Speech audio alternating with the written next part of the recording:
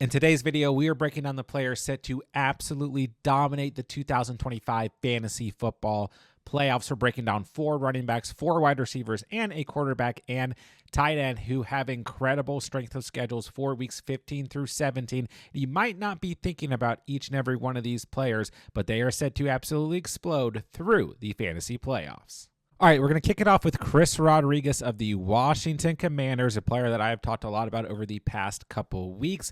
We just saw him have a Week 13 performance with 10 fantasy points, had 11 carries for 41 rushing yards, and a rushing touchdown against the Broncos.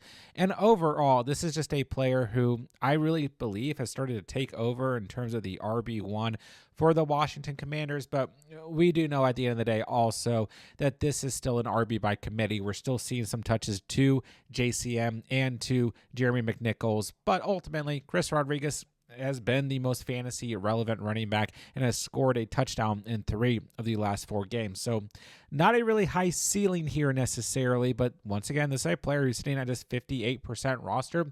Not a player that I think a lot of people are necessarily thinking about heading in to Week 15. But we look at the schedule here. It gets the Giants in Week 15, the team giving up the second most fantasy points to opposing running backs currently. Then he gets the Eagles, and people look at this Eagles defense, and they get a little concerned when they see that matchup. The Eagles are a bottom 10 unit in terms of fantasy points allowed to opposing running backs. So this is still a good matchup. Then they get the Dallas Cowboys, the team giving up the third most fantasy points to opposing running backs. This is an incredible strength of schedule. No, Jaden Daniels is back in the mix for the Commanders. Chris Rodriguez, if you own him, do not drop him. He's a player who's going to, be able to provide a very safe floor through the fantasy playoffs. And if he's out there and available in your leagues, I really still consider Chris Rodriguez a must-add player as we approach the fantasy playoffs. Next up, we have Devin Neal of the New Orleans Saints. Hasn't necessarily had a huge impact in the last 2 games with no Alvin Kamara, but has had an okay floor, 9.9 or more fantasy points in each of those games. So essentially 10 or more fantasy points in the last 2 games. That's a pretty solid matchup this week against the Buccaneers. But if we look through the fantasy playoffs, assuming that Devin Neal is going to be the starter, I'm sure Alvin Kamara could come back at any point, but I kind of have a feeling that we're not going to see a lot of involvement out of Kamara over the next couple of weeks. And Devin Neal, who sits at just 60% rostered, could be a player who has a lot of fantasy value because, once again, looking at this schedule, gets the Panthers in Week 15, a bottom 10 unit in terms of fantasy points allowed to running backs. Then the Jets in Week 16, another bottom 10 unit in terms of fantasy points allowed to the position. And then he gets the Tennessee Titans in the fantasy championship in Week 17, who are a bottom 12 unit. They've moved up in the past week or 2 in terms of that ranking, 20th overall in terms of fantasy points allowed to running backs, but this has still not been a great defense against opposing running backs on the season so far. So this is just a sneaky schedule, a sneaky player here who could be out there and available for you guys. If you own him, you got him off the waiver wire.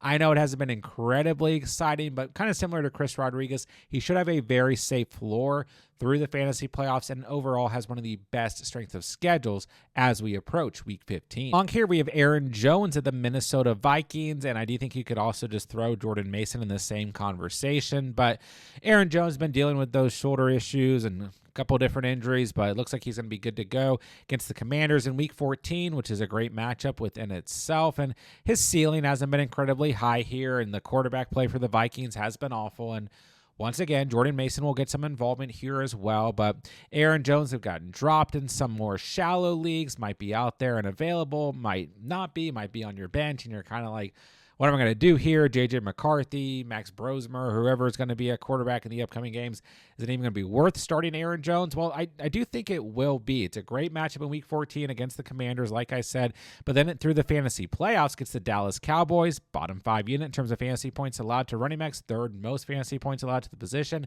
then gets the Giants, another bottom 5 unit, the second most fantasy points allowed to running backs. Those 2 matchups on top of Week 14 are absolutely golden, and then it does get very tough in the fantasy championship against the Detroit Lions as they are allowing the fewest fantasy points to opposing running backs, but still, this is one of the better overall strengths of schedules just for weeks 15 and 16 alone, and Jordan Mason could be a running back to target as well. He might be more readily available on the waiver wire.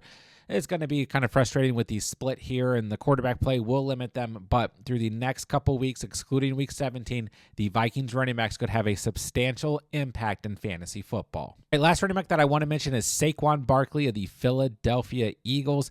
13.1 or less fantasy points in 4 straight games. Hasn't hit over 13 fantasy points since week 8 of the season. Hasn't scored a touchdown since week 8 of the season. I've gotten questions about, should I drop Saquon Barkley? I'm never going to start him, right? The offensive line play has not been great in terms of run blocking. The running attack for this team has not been great, and it has gotten substantially worse since Lane Johnson got injured as well. We'll see what happens in week 14 here on the road against the Chargers. But if you guys own Saquon Barkley, I really want you to hold out faith here. I think he's going to be phenomenal through the fantasy playoffs. These are incredible matchups that he has. He gets the Raiders in week 15. They're a little bit better than you might think, but they're still a bottom 12 unit against the running back position in terms of fantasy points allowed. Then they get the Commanders, 4th most fantasy points allowed to opposing running backs. Then they get the Bills, the 5th most fantasy points allowed to opposing running backs on the season. So it is a fantastic strength of schedule, and we know that the Eagles are going to be in must-win situations, trying to ensure that they do win the NFC East. These are going to be high-scoring games. The Eagles will not be holding back. I know this offense has been disappointing. I know it's been frustrating, but if you guys own Saquon Barkley, he is set to absolutely explode through the fantasy playoffs, so hold out faith. I think he's really going to have a good run to wrap up the fantasy season. Switch to the wide receiver position and talk about another veteran who's been incredibly frustrating this season. That is Justin Jefferson of the Minnesota Vikings. But man, he has an incredible strength of schedule to end the year. I mean, we're looking at 11.1 or less fantasy points in the last 4 games. McCarthy's been awful at quarterback. Max Brosmer was arguably the worst quarterback start we've ever seen in the NFL. I mean, but it should get a little bit better here with McCarthy. It will be better with McCarthy over Brosmer. There was at least a floor when JJ was playing with McCarthy to some degree, and you got to think with these upcoming matchups. Week 14, here in Week 14, he gets the Washington Commanders, smash matchup there, bottom 10 unit in terms of fantasy points allowed, but looking to the fantasy playoffs, gets Cowboys in Week 15, the most fantasy points allowed to wide receivers. Then he gets the Giants, the 4th most fantasy points allowed to wide receivers. Then he gets the Lions, the 2nd most fantasy points allowed to wide receivers. Listen, I know it's hard to imagine an extreme amount of upside, a very high ceiling here with what we've gotten out of JJ on the season with this quarterback play, but I just think you guys, once again, have to hold out faith here. He's going to be a must-start player over the next couple weeks and through the fantasy playoffs. These matchups are way too good to ignore. Maybe he's not a true wide receiver 1 on your team, but he's going to be as good of a wide receiver 2 or flex option that you're going to get, because once again, even if these games don't necessarily matter for the Vikings, they're going to go out there and see what they got in JJ McCarthy to wrap up this season, in terms of what they're going to do this offseason. And you got to think Justin Jefferson's going to get the targets, going to get the volume, and what are once again just incredible matchups. So I think JJ is ready to absolutely explode, go nuclear through the fantasy playoffs. Along we have Jawan Jennings of the San Francisco 49ers. He's been pretty solid. We're looking at double-digit performances in 4 of the last 5 games and 4 touchdowns in the last 5 games. On bye week here in week 14, but he's going to come out of the bye week, and not just Jawan Jennings, all the San Francisco 49ers offense, they're going to come out of the bye week absolutely swinging. They have one of the best overall strength of schedules for the fantasy playoffs. But looking at the wide receiver position here, they're going to get the Tennessee Titans in week 15, bottom 10 unit in terms of fantasy points allowed to wide receivers. Then the Colts, another bottom 10 unit in terms of fantasy points allowed to wide receivers. Then the Bears, another bottom 10 unit in terms of fantasy points allowed to wide receivers. We're looking at the 24th most points, the 25th most points, and the 26th most points. Colts, Bears, Titans, all right there next to one another. Once again, I am always looking for teams. I've said it all season long. When a team comes out of the bye week, extra time to rest, extra time to prepare. The Niners at home against the Titans, they're going to have a huge week in week 15, and I think they're only going to extend that in the following weeks, as this is a team, once again, that's in win-now territory, trying to secure a spot in the playoffs. So the Niners are going to be dangerous through the fantasy playoffs, and they have fantastic matchups. And Jawan Jennings has been very solid over the past couple weeks. That's not going anywhere. He's going to be an absolute league winner here in 2025. And I know it's been a frustrating season if you drafted Terry McLaurin, but I think he's also set to be an absolute league winner. And he showed that in week 13, 22.6 fantasy points, 14 targets, 7 catches, 96 receiving yards, and a touchdown against the Denver Broncos, the team allowing the 5th fewest fantasy points to wide receivers. He's getting Jaden Daniels back at the quarterback position. Not that Mariota was necessarily bad or anything. And he gets a smash strength of schedule through the fantasy playoffs, which we already referenced with Chris Rodriguez. But in terms of fantasy points allowed to wide receivers, he gets the Giants in week 15, giving up the 4th most fantasy points to the wide receiver position. It is a bit tough in week 16 against the Eagles. 16th, right there in the middle. They're not as strong as you would think in terms of fantasy points allowed to wide receivers, but they've certainly been a good team. But like I said, he just showed out against the Broncos, one of the best units on the season as a whole. Then he's going to wrap it up in the fantasy championship in week 17 with the Dallas Cowboys, who've allowed the most total fantasy points to opposing wide receivers, the most receiving yards, and the most receiving touchdowns, albeit at the time of recording this, they just played on Thursday Night Football, so they kind of had that against them. But still, they're already, in those categories, generally speaking, before Thursday Night Football was played against the Lions. And this is just a great strength of schedule. And I know, the Commanders, I think they have a 1% chance of making the playoffs at the time of recording this. So it's not like they're one of these teams really in the hunt at the end of the season, but they're going to go out there. They're going to do whatever they can, especially against these divisional teams, 3 divisional teams in a row in the fantasy playoffs. They're going to go out there and do whatever they can to beat these teams, I guarantee you. And 2 of these matchups, week 16 and 17, are both at home for the Commanders. So I think Terry McLaurin, I know it was a really frustrating season, but I think he's going to come through for you guys who do own him and absolutely go off in the fantasy playoffs. To wrap it up at wide receiver, we have Christian Watson of the Green Bay Packers, who since he's returned from injury has been very solid, I think, at least in terms of expectation.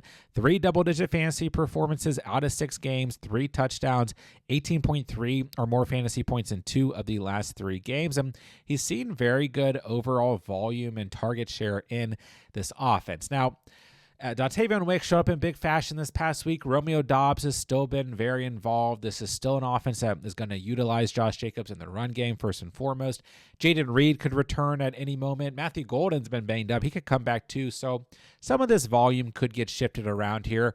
But the Packers are in a position to take that division. They play the Bears 2 more times on the season. The Bears could take that division. The Lions are hanging around. It's a really important overall end of season schedule here for the Packers in terms of where they land in the NFC in terms of the playoffs, right? So they're going to be coming out here the last couple of weeks absolutely slinging the football. I think that Jordan Love is going to throw a lot more than we saw earlier in the season, and Christian Watson is definitely going to benefit from that. He has 7 or more targets in each of the last 2 games. I don't think that's going to go anywhere, but we look at the strength of schedule here. We'll get the Bears in week 14, which is worth mentioning here, a bottom 10 unit in terms of fantasy points allowed to wide receivers. They are on the road against Denver in week 15, which I do not like. I never like when teams have to travel to Denver, but still, maybe this could be a matchup that surprises us, just like we talked about with Terry McLaurin, who showed up against the Broncos in week 13. And Christian Watson isn't necessarily going to garner the number 1 corner, not necessarily going to get the pressure from Pat Surtain, because he doesn't always line up as a number 1 wide receiver, right? He does have that advantage with other players like Romeo Doubs on the field, for example. So we'll see how that one shakes out. He's still a good enough flex play in that matchup, right? But then he gets the Bears once again, bottom 10 unit in terms of fantasy points allowed to wide receivers. Then he gets the Ravens in week 17, bottom 10 unit in terms of fantasy points allowed to wide receivers. So he has a lot of upside. He's going to be a great flex option. In more shallow leagues, he could be out there on the waiver wire. This is a player who I think is set to absolutely dominate the fantasy playoffs. Might have a little bit of inconsistency, sure, because it is Christian Watson, but the upside is there. The matchups are there. The game scripts and the importance of these games to the Packers are all there. So I think Christian Watson set to dominate the fantasy playoffs. I want to mention one lowly rostered quarterback and tight end. We're going with Tua Tagovailoa at the quarterback position. And yeah, I'm a little shaky on this one as he's at a whopping 12.8 or less fantasy points in the last 4 games. And as a matter of fact, has had 12.8 or less fantasy games in 6 of the last 7. So do I trust Tua? No. But at the time I'm recording this, he's only sitting at 19% rostered. And while I'm not entirely convinced the Dolphins are like going to go on this run that puts them in the playoffs, like the AFC is kind of running out of teams in terms of the seeding and wild card spots. I think like the Dolphins lose one more game, they drop to like a 1% chance to make it, but I think they're going to try, and I think they're going to come out here and try and win each of the last couple of games here. And I think if anything, they're going to go out there and sling it. And listen, guys, it's a great strength of schedule. Week 15, they get the Steelers, bottom 10 unit in terms of fantasy points allowed to quarterbacks. Then the Bengals, another bottom 10 unit. Then the Bucs, another bottom 10 unit. You have the Steelers giving up the 25th most fantasy points to quarterbacks, and the Bengals and Buccaneers are actually tied at 27th most fantasy points allowed to opposing quarterbacks. So these are great matchups for a quarterback just to go out there who has nothing to lose and sling the football around.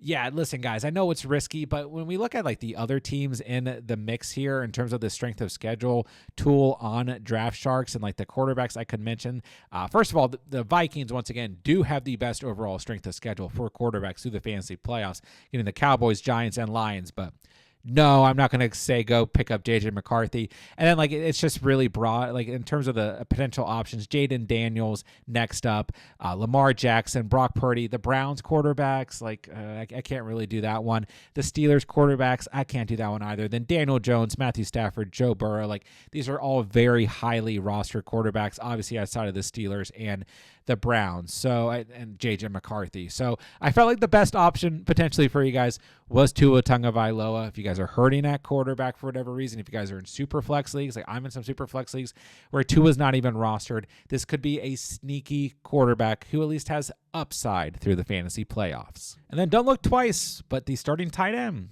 who Tua will be throwing to, Darren Waller, is absolutely set to dominate the fantasy playoffs. Now, just 6.7 fantasy points in week 13 in his return from injury, 3 targets, 2 catches, 47 receiving yards, and you know, he's not like he was seeing these crazy high ceilings earlier in the season, but 17.7 fantasy points, 18.8, you will definitely take that in terms of a waiver wire tight end. He just came out of retirement. 9.2 fantasy points in week 6, but obviously in that stretch, a touchdown or more in each of those 3 games. Nearly had a touchdown in week 13. The one dropped target was in the end zone, right? So we look at the matchups here. I know we just went over them, but when we look at strength of schedule against tight ends here, the Steelers in week 15, smash matchup, bottom 10 unit in terms of fantasy points allowed to the position. Then the Bengals, he could win you week 16. The Bengals have been historically bad against the tight end position this year, giving up the most fantasy points, most receiving yards, most receptions, most touchdowns to tight ends on the season.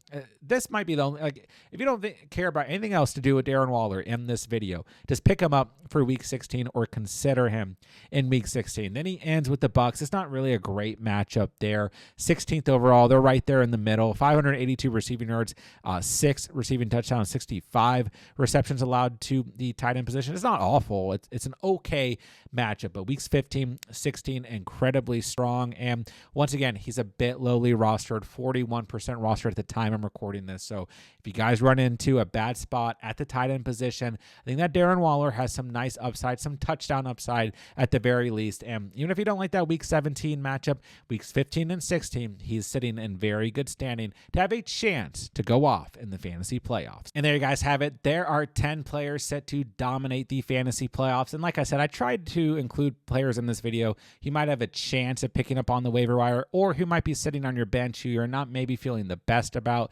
But due to that strength of schedule, I think these guys could absolutely explode in the fantasy playoffs.